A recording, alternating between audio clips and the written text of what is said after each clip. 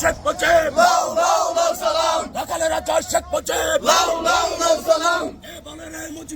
মুজিবের বাংলায় মুজিবের বাংলায় মুজিবের বাংলায় খুনিদের ঠাঁই নাই মুজিবের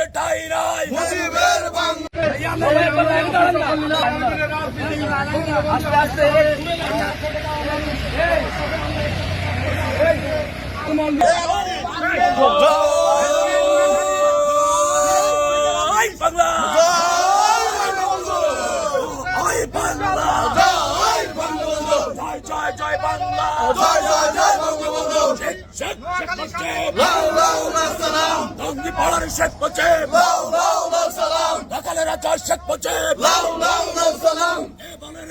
মুজিবের বাংলায়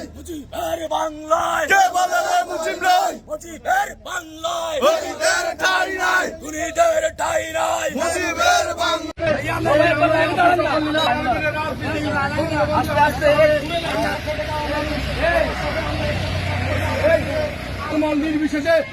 আমাদের আসলে দুর্ভাগ্য, গত 17টা বছর আমাদের নোয়াখালীর যে সিনিয়র নেতৃবৃন্দ নির্মম নির্যাতনের শিকার হয়েছে, তার ফলপ্রসূ হিসেবে আমরা বাংলাদেশ জাতীয়তাবাদী দলকে যে পরিমাণ আসন উপহার দিছি, তার একটা অত্যন্ত দুঃখের সাথে আপনাদেরকে বলতে হয়, আমাদের যে আসন উপহার হিসেবে আমাদের সিনিয়র নেতৃবৃন্দ নির্মম নির্যাতন হওয়ার শিকার সত্ত্বেও আমরা একটা মন্ত্রী পেলাম না।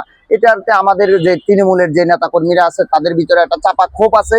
ওই ক্ষোভের সুযোগটা হয়তো বা বাংলাদেশ আওয়ামী লীগ নিছে, সেই সুযোগটা নিয়ে তারা তাদের কেন্দ্রটা আজকে তাদের যে নোয়াখালী জেলা আওয়ামী লীগের কার্যালয় সেটা তারা খুলছে এবং মিছিল দেওয়ার, স্লোগান দেওয়ার সেই সুযোগটা নিয়ে তারা সেই সাহসটা করার সুযোগ পেয়েছে। এই বিষয়ে আমাদের পদক্ষেপ বলতে, আমরা অত্যন্ত নোয়াখালীর মানুষ, আপনারা সবাই জানেন নোয়াখালীর মানুষ অত্যন্ত ঐক্যবদ্ধ।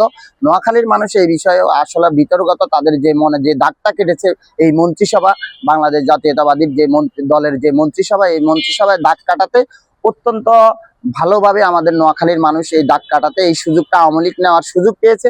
তারপরে ইনশাল্লাহ আমাদের সিনিয়র নেতৃবৃন্দ একটা ভালো পদক্ষেপ নেবে।